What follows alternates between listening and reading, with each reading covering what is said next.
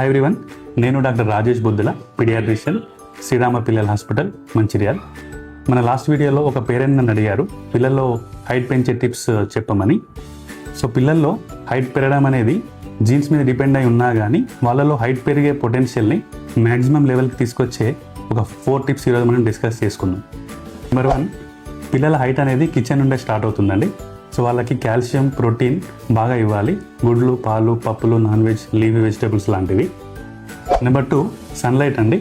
So పిల్లలకి morning కానీ evening కానీ డైలీ ఒక 30 మినిట్స్ సన్లైట్లో ఆడుకోవడం వల్ల వాళ్ళ విటమిన్ డి లెవెల్స్ పెరిగి హైట్ పెరగడానికి హెల్ప్ అవుతుంది.